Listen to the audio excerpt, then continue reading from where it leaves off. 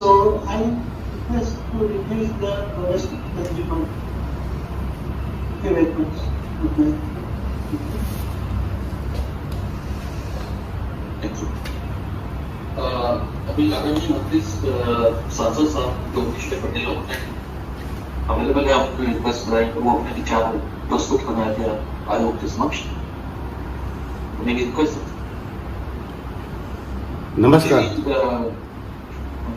नमस्कार।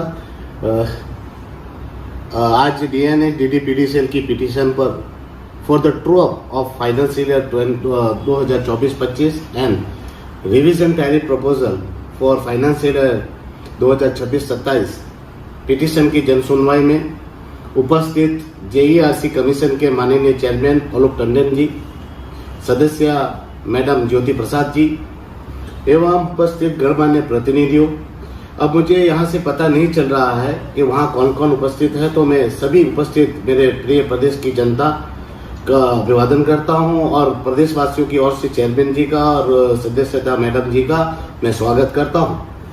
सर्वप्रथम शुरुआत करने से पहले कहना चाहूँगा कि कमीशन को दीव के लिए एक अलग से मीटिंग रखनी चाहिए थी, ताकि दीव के लोग भी ज़्यादा से ज़्यादा अपनी बात कमीशन के समक्ष रख सकते थे।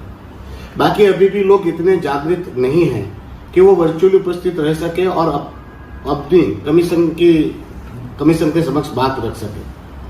और हमारा संविधान और लोकतंत्र ये कहता है कि हर एक नागरिक को अपनी बात रखने का मौका मिलना चाहिए, अवसर उनको प्राप्त मिलने चाहिए, भले वहाँ पर एक ही आदमी बात रखना चाहे। अगर वो डिजिटल माध्यम से वो कंफर्ट नहीं है तो उनको वहाँ पर मौका मिलना चाहिए। फिर भी अब मुझे मालूम ही है कि कमीशन, अब तो मैं 2-4 साल से देख रहा हूँ कि औपचारिकता ही निभाने की कोशिश कर रहा है। और मैं ऐसा क्यों कह रहा हूँ, ये केवल वो सब जानते ही होंगे और ये केवल पिटीशन की जन सुनवाई नहीं है, इसलिए ये अवसर सबको मिलना चाहिए।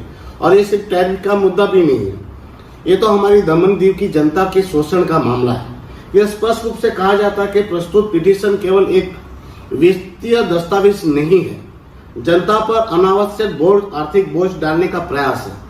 और ये इलेक्ट्रिसिटी एक्ट 2003 की भावना एवं आर्टिकल 21 जीवन के अधिकार का उल्लंघन करता है। हमारे प्रदेश में प्रॉफिट छुपाकर टैरिफ बढ़ाने का खेल खेला जा रहा है। पिटीशन में स्वयं दर्शाया गया है कि 9.35 करोड़ का रेवेन्यू सरप्लस मौजूद है। दूसरी ओर इंक्रीज की मांग की जा रही है। मेरा सीधा आरोप है कि यह प्रॉफिट छुपाओ टैरिफ बढ़ाओ मॉडल है। कमीशन बताए वह रेगुलेटर है या फिर रबर स्टैम्प। मुझे बड़े दुख के साथ कहना पड़ रहा है कि जेआरसी केवल अब औपचारिकता निभाने वाली संस्था बनकर रह गई है, क्योंकि वो जनता के प्रतिनिधि या कंज्यूमर द्वारा जेआरसी में उठाए गए सवालों पर नहीं तो कोई रिजल्ट दिखाता है, नहीं कोई बाबत पर कार्यवाही की जाती है, ऐसे मुझे कुछ प्रतीत होता है। मुझे तो लगता है कि अब जेआरसी ने टोरेंट को जनता को लूटने की पूरी छूट या आजादी दे रखी हो, ऐसा महसूस होने लगा है। फिर भी मैं अपने कर्तव्य और जिम्मेवारी को निभाते हुए पिटीशन पर अपने कुछ सवाल पूछना चाहता हूं। मैं पिटीशन नंबर 176 2026 और 165 2026 के संबंध में कुछ अत्यंत महत्वपूर्ण बिंदु आयोग के समक्ष रखना चाहता हूं। ये केवल तकनीकी या लेखांकन संबंधी प्रश्न नहीं है, बल्कि इनके सीधा संबंध जनहित, पारदर्शिता, नियामकीय जवाबदेही और बिजली उपभोक्ताओं के अधिकार से है। पिटीशन नंबर 176/2026 पर मेरी आपत्ति है ईडीडीएनएच और ईडीडीडी का डीएनएच डीडीपीडीसीएल के विलय। पिटीशन के पेज नंबर 51 में ये बात कही गई है कि ईडीडीएनएच और ईडीडीडी का डीएनएच डीडीपीसीएल में मर्जर होना है। मेरा सवाल है, यदि ये मर्जर पॉलिसी लेवल पर तय है तो फिर टैरिफ डिटर्मिनेशन और कॉस्ट एलोकेशन में यह स्पष्टता क्यों नहीं दिखाई गई है?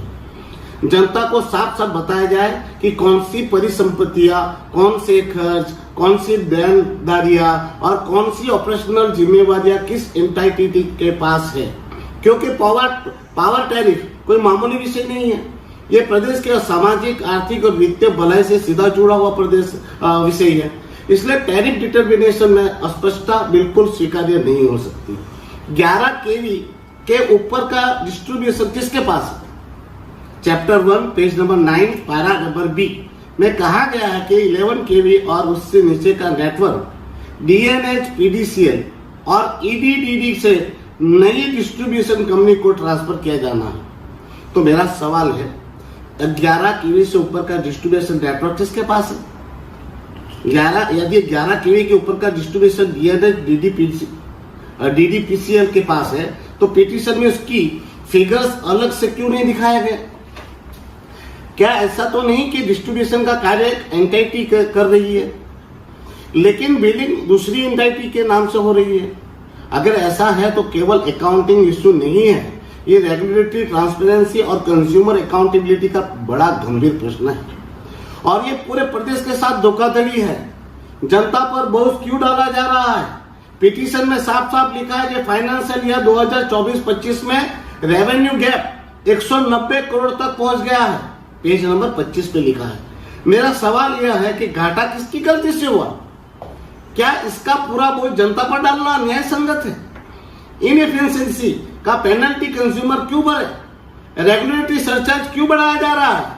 डॉक्यूमेंट में प्रोपोजल है कि पेज नंबर 26 में बताया गया है 6% से ज्यादा रेगुलेटरी सरचार्ज लगाया जाए। मेरा सवाल है क्या ये सीधे सीधे हिडन टैरिफ हाइक नहीं है? कमीशन बताए ये सरचार्ज कब तक लगेगा? क्या टाइमलाइन फिक्स है या जनता को लूटने का खुला लाइसेंस दे रखा है इनको? पावर परचेस कॉस्ट इतनी ज्यादा क्यों? पेज नंबर 24 में बताया गया है सबसे बड़ा खर्च 6000 प्लस करोड़ पावर परचेस। मेरा सवाल है सस्ती बिजली के विकल्प क्यों नहीं खोले जा रहे हैं? रिन्यूएबल एनर्जी का पूरा उपयोग क्यों नहीं किया जा रहा है? एनटीपीसी अपने प्राइवेट कॉन्ट्रैक्ट में ट्रांसपेरेंसी है या नहीं? डिस्ट्रीब्यूशन लॉस कम हुआ तो फायदा जनता को क्यों नहीं मिला? पेज नंबर 9 में बताया गया है कि लॉस अप्रूवल 2.99%, एक्चुअल में 1.46%, मतलब बहुत कम।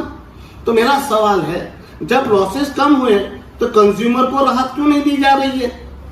इफिशियंसी का बेनिफिट कंपनी रखे और बर्डन जनता भुगते, ये कौन सा न्याय है? पेज नंबर 15 में बताया गया है कैपिटल एक्सपेंडिचर 203 करोड़, मतलब 200 प्लस करोड़ कैपेक्स कहां खर्च हुआ इसकी कोई जानकारी नहीं है। तो मेरा सवाल है क्या ग्राउंड पर इंप्रूवमेंट दिखा रहा है? आउटेज, वोल्टेज, फ्लक्चुएशन क्यों जारी है? इसका जवाब कौन देगा? क्या इसकी इंडिपेंडेंट ऑडिट हुआ है? क्या ऑफिस एंड मेंटेनेंस खर्च और सैलरीज जस्टिफाई है?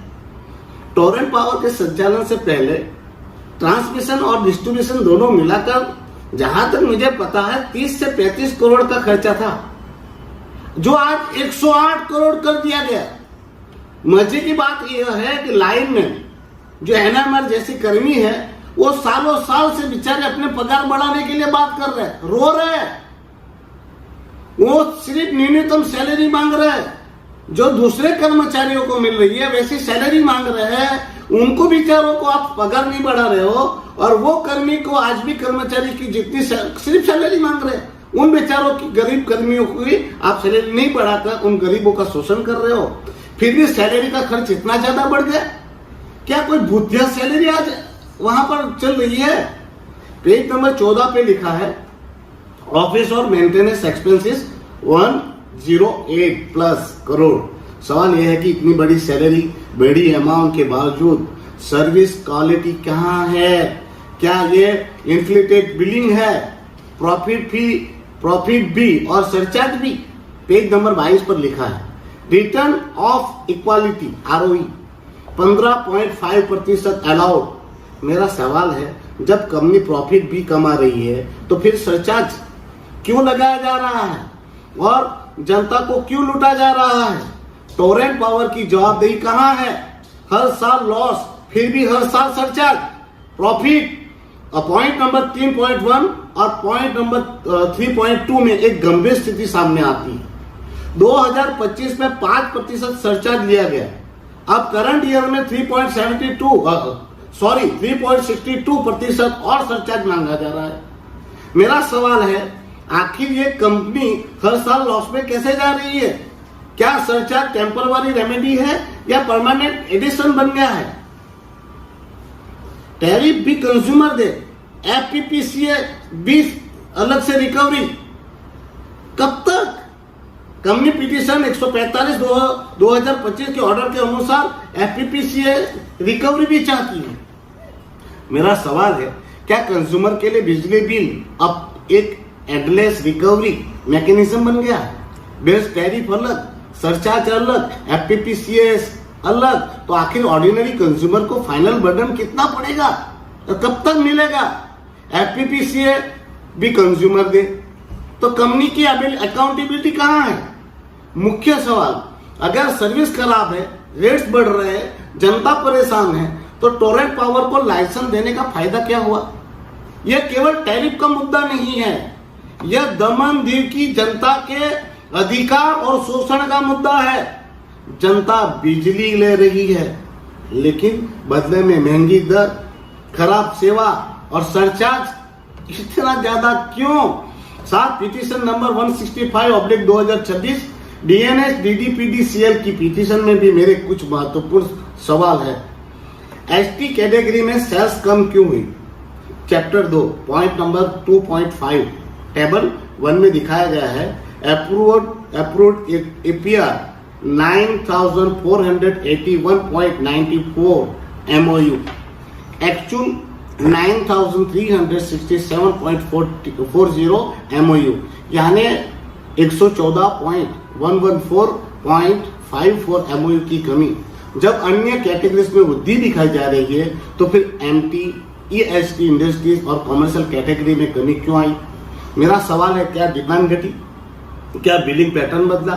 क्या क्लासिफिकेशन बदल गई? क्या कोई एनर्जी अकाउंटिंग मिसमैच है? ये अंतर छोटा नहीं है, ये लगभग 1.13% का अंतर है, जिसे कैजुअली नहीं छोड़ा जा सकता। कम लॉस हासिल किया, फिर भी इफिशिएंट काम करने को क्यों कहा जा रहा है? पॉइंट नंबर 2.8 टेबल नंबर 2 में सवाल खड़ा होता है कि जब हमारा यूटी देश के सबसे कम डिस्ट्रीब्यूशन लॉस वाले क्षेत्र में है, तो फिर उसे फ्यूचर प्रोजेक्शन में उससे कम दक्षता पर क्यों आंका जा रहा है?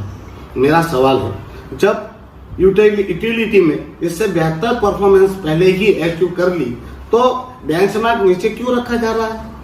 क्या कंपनी को जानबूझकर सिर्फ दिया जा रहा है ताकि फ्यूचर में लॉस दिखाकर टैरिफ जस्टिफिकेशन आसान हो जाए? ट्रांसमिशन के अंदर फिर भी 1.46 डिस्ट्रीब्यूशन लॉस क्यों?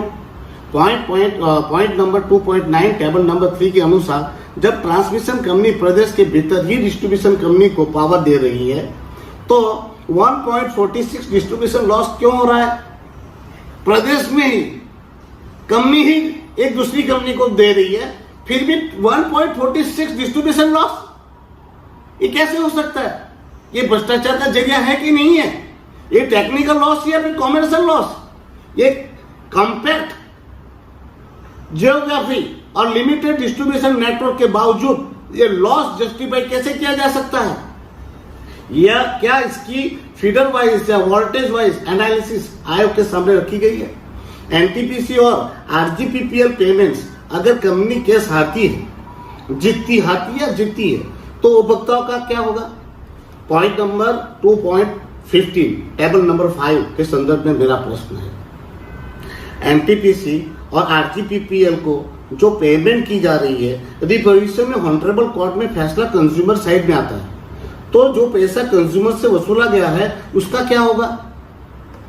क्या वो राशि वापस दी जाएगी, या फिर एक बार कंज्यूमर से पैसा लिया गया तो फिर रिफंड का कोई मैकेनिज्म नहीं है या नहीं है? इसमें क्या है?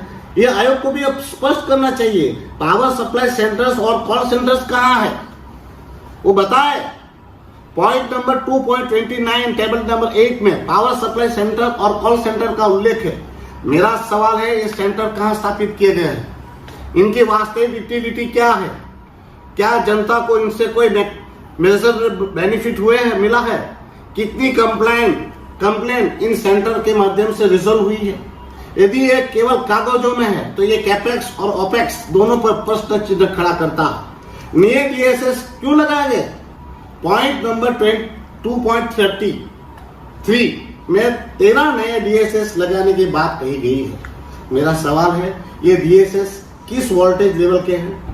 क्या ये 33 केवी सब स्टेशन है? यदि ट्रांसफर स्कीम के अनुसार 11 केवी से ऊपर फैसिलिटी से क्रिएट करने की अनुमति नहीं है, तो फिर ये नए सब स्टेशन किस अथॉरिटी से स्थापित किए गए? क्या ये ट्रांसफर स्कीम की स्पीड के खिलाफ नहीं है? इंटरस्टेट ट्रांसमिशन चार्जेस 550.26 करोड़ क्यों? फॉर्म F2 आइटम B3 में रुपये 550.26 करोड़ इंटरस्टेट ट्रांसमिशन चार्जेस दिखाए गए हैं। मेरा सवाल है, जब पावर सप्लाई प्रदेश के अंदर प्राप्त हो रही है तो इंटरस्टेट ट्रांसमिशन चार्जेस इतनी भारी राशि में क्यों दिखाई गई है? इसका डिटेल ब्रेकअप कहाँ है? क्या ये राशि वास्तव में पेएबल थी या अकाउंटिंग ट्रीटमेंट के नाम पर इन्फ्लेटेड कॉस्ट दिखाई जा रही है? मेरा सवाल है, पावर सप्लाई प्रदेश के अंदर प्राप्त हो रही है तो इंटरस्टेट ट्रांसमिशन चार्जेस इतनी भारी राशि में क्यों दिखाए गए हैं? इसका डिटेल ब्रेकअप कहाँ है? क्या ये राशि वास्तव में पेएबल है? बी, अकाउंटिंग ट्रीटमेंट के नाम पर इन्फ्लेट कॉस्ट दिखाई जा रही है। इनकम टैक्स 37.98 करोड़, फिर लॉस कैसे? फॉर्म F2 आइटम B10 के अनुसार कंपनी 37.98 करोड़ इनकम टैक्स दे रही है। मेरा सवाल है, जब कंपनी टैक्स दे रही है तो फिर ये कैसे कह रही है कि वो लॉस में है? क्या यह टैरिफ पिटीशन में लॉस और स्टैट्यूटरी अकाउंट में प्रॉफिट का विरोधाभास नहीं है? यदि कंपनी वास्तव में घाटे में होती तो इतनी टैक्स लायबिलिटी कैसे होती? 11.5% सरचार्ज कलेक्शन अलग से क्यों नहीं दिखाई देगी? फाइनेंशियल ईयर 2024-25 में 5% सरचार्ज जो कलेक्ट किया गया उसे टेबल F2 ट्रू अप में अलग से क्यों नहीं दिखाया गया? मेरा सवाल है, जो राशि जनता से सरचार्ज के नाम पर ली गई उसका सेपरेट अकाउंटिंग डिस्क्लोजर कहाँ है? क्या आयोग इसे ओमिशन को गंभीर नॉन डिस्क्लोजर मानेगा? महोदय जी, जनता को बेवकूफ बनाया जा रहा है। इस पिटीशन में लिखा हुआ है कि पेज नंबर 27 पर लिखा है रेवेन्यू सरप्लस फायदा भी हुआ 9.35 करोड़। तो मेरा सवाल है, जब कंपनी को फायदा हो रहा है तो फिर बिजली दर बढ़ाने की जरूरत क्यों? क्या ये प्रॉफिट प्लस टैरिफ हाइक का डबल गेम नहीं है? अलग अलग विभाग में घाटा, लेकिन कुल मिलाकर खेल क्या है? पेज नंबर 45 को पढ़ो तो पता चलेगा। डॉक्यूमेंट को कंसोलिडेटेड डेटा में DNH DDPD sale 9.35 crore profit बताता है, EDDD 28.89 करोड़ लॉस बताता है, EDDNH लगभग न्यूट्रल रहता है। मेरा सवाल ये है, एक जगह पे प्रॉफिट, एक जगह पे लॉस, एक जगह पे न्यूट्रल, क्या क्रॉस सब्सिडी के नाम पर जनता को कंफ्यूज नहीं किया जा रहा है? असली घाटा कहां है? ऑफिस एंड मेंटेनेंस खर्च अचानक क्यों बढ़ गया? पेज नंबर 16 पर लिखा है DNH DDPD sale approve 24 crore, actual 31 crore, EDDD actual 69 crore तक पहुंच गया। पेज नंबर 37 पर मेरा सवाल है, इतनी बड़ी इंक्रीज क्यों? इनएफिशिएंसी या इन्फ्लेटेड बिलिंग है? इसका ऑडिट किसने किया? कैपेक्स कैपिटल एक्सपेंडिचर कम किया, फिर भी समस्या क्यों? पेज नंबर 18 पर लिखा है अप्रूव 28 करोड़, एक्चुअल सिर्फ 2.78 करोड़। मेरा सवाल है, जब इन्वेस्टमेंट ही नहीं किया तो इंफ्रास्ट्रक्चर कैसे सुधरेगा? फिर आउटेज वोल्टेज इश्यू क्यों खत्म नहीं हुए? नॉन प्रॉफिट इनकम छुपाई जा रही है। Actual non tariff income 2.79 crore है जो पेज नंबर 23 पर लिखी है। PCL की पिटीशन ट्रू अप PDF में ये लिखा हुआ है। सवाल क्या है, इनकम टैरिफ कैलकुलेशन में प्रॉपरली एडजस्ट की गई है या जानबूझकर कम दिखाकर दर बढ़ाई जा रही है? Return on ROE profit guaranteed model ROE में 40 करोड़, सरप्लस 73.43 करोड़, फिर सरचार्ज क्यों? फॉर्म F16 के अनुसार ROE 40 करोड़ और फॉर्म F2 में 73.43 करोड़, सरप्लस भी। तो मेरा सवाल है, जब ROE भी मिल रहा है और सरप्लस भी मिल रहा है तो फिर एडिशनल सरचार्ज भी क्यों मांगे जा रहे हैं? क्या कंज्यूमर को और पॉसिबल है? चार्ज करना बिजनेस मॉडल बन गया है। महोदय जी, कंपनी को 15.5 रिटर्न अलाउड है, पेज नंबर 22 पर PCL पिटीशन में लिखा हुआ है।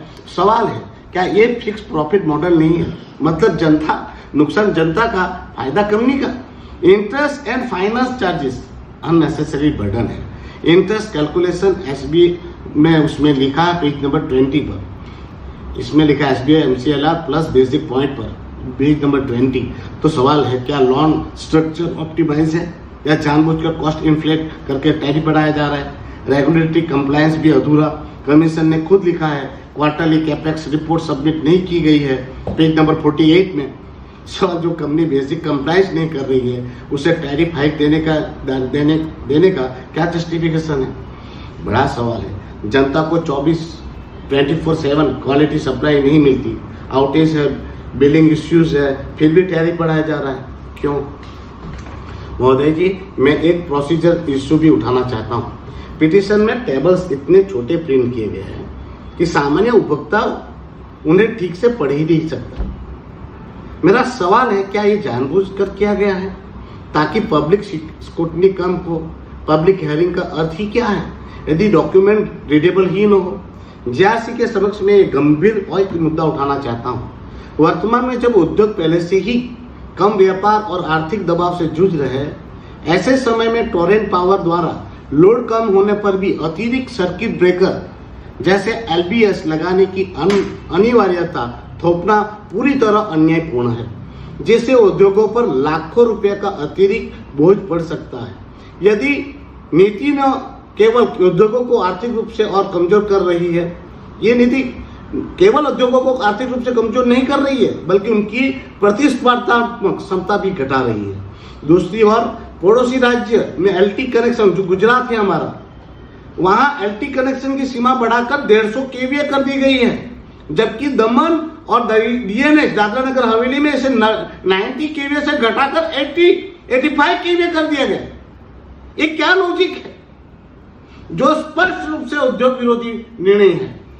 मैं आयोग से आग्रह करता हूं कि ये असंगत और भेदभावपूर्ण नीति पर तुरंत पुनर्विचार किया जाए और उद्योगों को राहत प्रदान की जाए और हमारे उद्योगों के लिए गुजरात के तर्ज पर LT कनेक्शन की सीमा बढ़ाकर 150 kVA कर दी जाए ताकि वे टिक सके। मैं कमीशन के सामने DNH DDPDCL में चल रहे भ्रष्टाचार की बाबत भी रखना चाहता हूं, जिसमें श्री मिलन इग्ले जी का नाम बताया जा रहा है। सवेरा इंडिया न्यूज़पेपर की मैं कुछ बातें इसलिए पढ़ना चाह रहा हूं, मेरे पास टाइम कम है, फिर भी ये सवेरा इंडिया का पेपर है जिसके 3-4 पेपर आपके सामने मैं रखना चाहता हूं। इसमें से एक पेपर मैं इसलिए पढ़ना चाहता हूं ताकि कमीशन के सामने सत्य आ सके। इस पेपर में ये लिखा है, DNH DDPDCL में भ्रष्टाचार का खेल, भारत सरकार के विभागीय नियमों व वित्तीय प्रक्रियाओं का उल्लंघन कर राजस्व को लगाया गया 3 करोड़ से अधिक का चूना। ये 24 तारीख की ऐसे इसमें है, पर बुधवार को 25 मार्च 2026 को टाइम्स ऑफ इंडिया के पेज नंबर 8 पर खबर छपी। प्राप्त जानकारी के अनुसार दादरा नगर हवेली तथा दमन दीव विद्युत विभाग वितरण निगम लिमिटेड DNH DDPDCL के अधिकारियों ने आपसी मिलीभगत कर Alf India Limited Athal, Kandoi Tech Fab Limited Naroli, Jilon Industry Limited Athal व क्लासिक मार्बल कंपनी नरोली में किए गए इलेक्ट्रिक कार्य जिनके कुल लागत 21 करोड़ 50 लाख रुपए बताई जा रही है। यह कार्य दादरा नगर हवेली दमन दीव विद्युत वितरण निगम लिमिटेड के देखरेख में संपन्न हुआ था और इसकी लागत का निर्धारण DNH DDPDCL के अधिकारियों ने किया था। मगर इन कार्यों में बदले चारों औद्योगिक इकाइयों से सरकार को मिलने वाला सुपरविजन चार्ज, आप यहां सुनिए, चार्ज 18% GST को नुकसान होने की जानकारी ये पेपर वाले लेखा हमें मिली है। इस कार्य में दादरा नगर हवेली एवं दमन दीव के विद्युत वितरण निगम लिमिटेड के अधिकारियों द्वारा करोड़ों रुपए का गबन करने का संभावनाएं हैं। हमें मिली जानकारी के अनुसार, यानी पेपर वाले ने लिखा, इस खेल के पीछे विद्युत विभाग दमन के से सेवानिवृत्त हुए कार्यपालक अभियंता व वर्तमान में निगम में कार्यरत कंसल्टेंट MR इग्ले का हाथ बताया जा रहा है। श्री इग्ले ने अपने चहेते ठेकेदार की फर्म इकाई इलेक्ट्रॉनिक वसाट सिलवासा को यह कार्य निष्पादित करने हेतु दिया था, मगर उक्त चारों कंपनियों से निगम को मिलने वाली सभी कार्यों की अनुमति लागत का 15% सुपरविजन शुल्क तथा 18% GST की वसूली नहीं कर सरकार के राजस्व को चूना लगाया है। ऐसा भी चर्चा है कि करोड़ों की राशि निगम को इन अधिकारियों को डकार ली।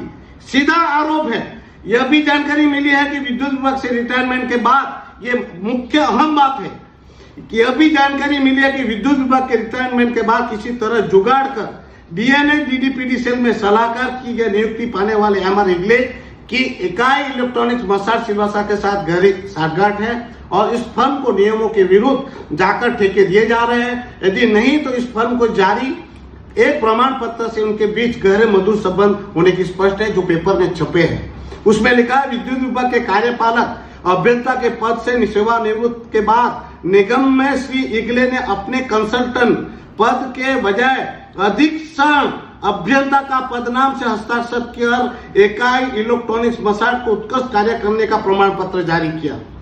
मजेदार बात यह कि क्या उनको यह प्रमाण पत्र जारी करने का अधीक्षण अभियंता के रूप में हस्ताक्षर करने का अधिकार प्राप्त है?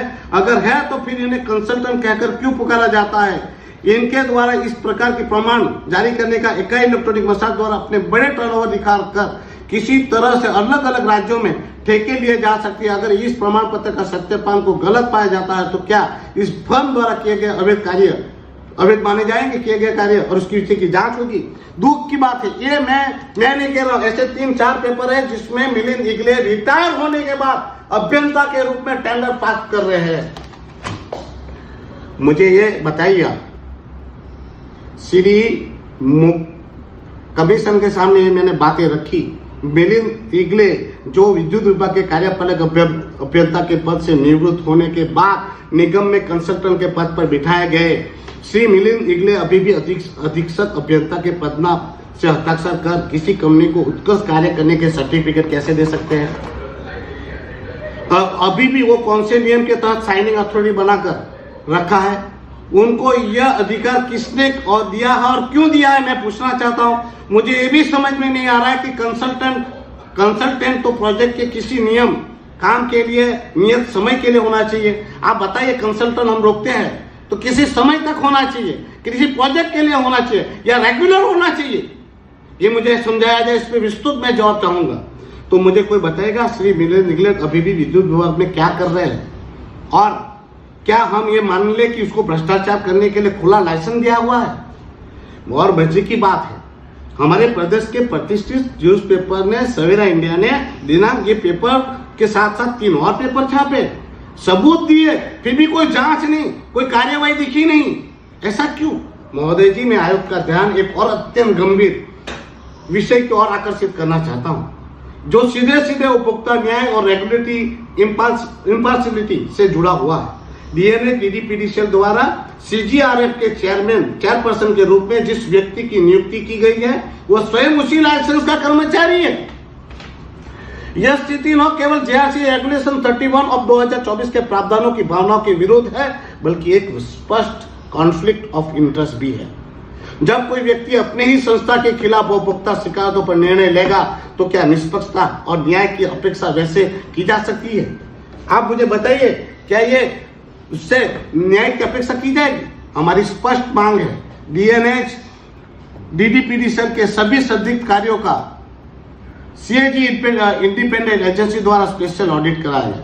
और मैं ये भी मांग करता हूं कि ये व्यक्ति जो सीजीआरएफ के महत्वपूर्ण पद पर बैठा है उसको तुरंत निलंबित किया जाए। साथ में मैं ये कहता हूं डीएनएच डीडीपीडी सेल के सभी संदिग्ध कार्यों की सीएजी इंडिपेंडेंट एजेंसी द्वारा स्पेशल ऑडिट कराया जाए और बिन जरूरी पद पर बैठाए गए कंसल्टेंट के पद पर तुरंत मिलिंद इगले को भी हटाया जाए और कंसल्टेंट के पद पर रहते हुए उनके द्वारा किए गए हर कार्य की जांच के लिए स्पेशल इन्वेस्टिगेशन टीम एसआईटी गठित की जाए। मैं माननीय आपसे कड़े शब्दों में मांग करता हूँ डीएनएच डीडीपीडी द्वारा सीजीआरएफ के चेयरमैन के रूप में जिस व्यक्ति की नियुक्ति की गई है उसे नियुक्ति के तुरंत निरस्त किया जाए। सीजीआरएफ के चेयरपर्सन के पद पर केवल एक स्वतंत्र, निष्पक्ष और लाइसेंसी से संपूर्ण अलग व्यक्ति की नियुक्ति सुनिश्चित की जाए, क्योंकि यदि ग्रीवियंस रिड्रेसल सिस्टम ही निष्पक्ष नहीं रहेगा तो उपभोक्ताओं को न्याय नहीं मिलेगा, उम्मीद समाप्त हो जाएगी। महोदय जी, ये केवल एक नियुक्ति का मुद्दा नहीं है, ये जनता के विश्वास, पारदर्शिता और न्याय व्यवस्था की विश्वसनीयता का प्रश्न है। जब तक जांच पूरी नहीं होती, कोई भी बिजली दर वृद्धि, टैरिफ हाइक पर रोक लगा दी जाए। जिन अधिकारी एजेंसियों की भूमिका सामने इस जांच में आए उन पर कार्यवाही प्लस रिकवरी ऑफ लॉस सुनिश्चित किया जाए। भविष्य के लिए सभी टेंडर खर्चों को पब्लिक डोमेन में डिस्क्लोज किया जाए। जीआरसी के सामने क्वार्टरली कंप्लायंस रिपोर्ट अनिवार्य किया जाए। इन पिटीशन के गहन स्वतंत्र जांच कराई जाए। सरचार्ज और टैरिफ इंक्रीज पर तुरंत रोक लगाई जाए। सभी कॉस्ट है surcharges collections, inter state charges, DSS creation और एडमिनिस्ट्रेटिव एक्सपेंसेस का डिटेल ऑडिट कराया जाए। रिन्यूएबल डॉक्यूमेंट पब्लिक डोमेन में दोबारा उपलब्ध कराया जाए। जब तक ट्रांसपेरेंसी अकाउंटेबिलिटी सुनिश्चित न हो तब तक कंज्यूमर पर कोई अतिरिक्त बोझ ना डाला जाए। यह बिजली का मुद्दा नहीं है, दमनदीव की जनता के शोषण का मुद्दा। फिर से कह रहा हूं, जब सेवा खराब हो, हिसाब अस्पष्ट हो तो जनता पर बोझ डालने का कोई अधिकार नहीं है। मैं इलेक्ट्रिसिटी एक्ट 2003 के तहत tariff must protect consumer efficiency can not be passed on. अगर कमीशन बिना जांच अप्रूव करता है तो ये जुडिशरी रिव्यू के दायरे में आएगा। मेरी प्रेयर है, मेरी स्पष्ट मांग है, मेरी स्पष्ट, कड़ी और न्यायोचित मांग है।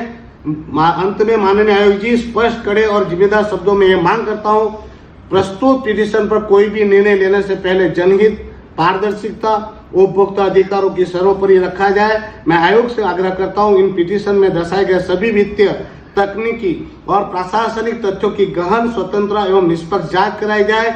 सभी cost head, surcharge collection, interstate transmission charges, DSS creation, capital expenditure, administrative expenses तथा अन्य संबंधित मदों का इंडिपेंडेंट फॉरेंसिक स्पेशल ऑडिट कराया जाए ताकि यह स्पष्ट हो सके कि implanted costing, financial irregularity, regulatory consentment और कंज्यूमर बर्डन शिफ्टिंग तो नहीं हो रहा है।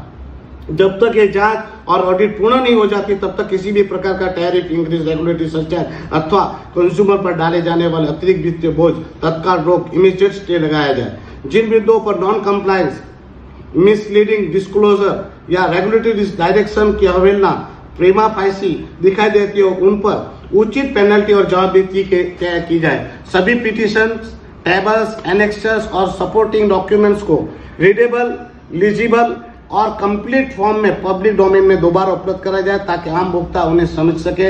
हेयरिंग की प्रक्रिया वास्तविक अर्थों में पारदर्शी हो सके। जब तक full transparency, proper disclosure, accountability और लीगल कंप्लायंस सुनिश्चित न हो जाए तब तक कोई भी टैरिफ हाइक अप्रूव न किया जाए और कंज्यूमर पर कोई अतिरिक्त बोझ न डाला जाए।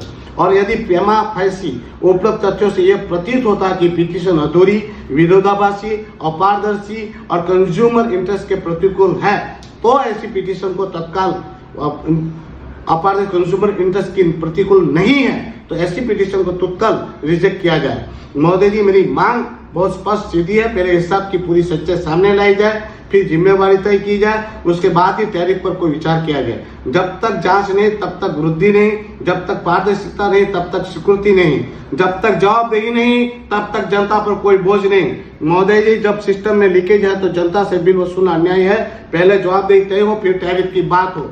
अंत मैं इतना ही कहना चाहता हूँ, डीएनएच और दमनदीव की जनता को एक्सपेरिमेंट का लेप नहीं है जहाँ कंपनियां मुनाफा कमाए और जनता कीमत चुकाए। अगर इस प्रकार की लूट पर रोक नहीं लगी तो ये सिर्फ मुद्दा जीआरसी तक सीमित नहीं रहेगा, इसे संसद से सड़क तक उठाया जाएगा। मैं कमीशन से रिक्वेस्ट करता हूं, शायद नेट पर हूं तो मेरी काफी बातें क्लियर ना आई हो तो, और समय भी मुझे कम मिला है तो मुझे डिटेल रिप्रेजेंटेशन फाइल करने के लिए कमीशन मुझे और 10 से 15 दिन का टाइम दे ताकि मैं रिटर्न में भी आपके सामने ये वास्तविक चितार आपके सामने रख सकूं, जनता की भावनाओं से आपको अवगत करा सकूं। तो मुझे विश्वास है कि जीआरसी कमीशन इस मेरी बातों को संज्ञान लेगी और जीआरसी कमीशन इस बार केवल सुनवाई तक सीमित नहीं रहेगा बल्कि हमारी बातों को गंभीरता से संज्ञान लेकर ठोस और निर्णायक कार्यवाही करेगा ताकि जो विश्वास आज जनता के मन में डगमगा रहा है वो फिर से मजबूती से स्थापित हो सके। जनता को ये भरोसा होना चाहिए कि जीआरसी केवल एक संस्था नहीं बल्कि उनके हक और अधिकारों का सशक्त रक्षक है। आज लिया गया निर्णय यह तय करेगा कि जीआरसी जनता के साथ खड़ा है या सिर्फ कागजों तक सीमित है। उसी उम्मीद और विश्वास के साथ मैं अपनी बात समाप्त करता हूँ। धन्यवाद। Thank you.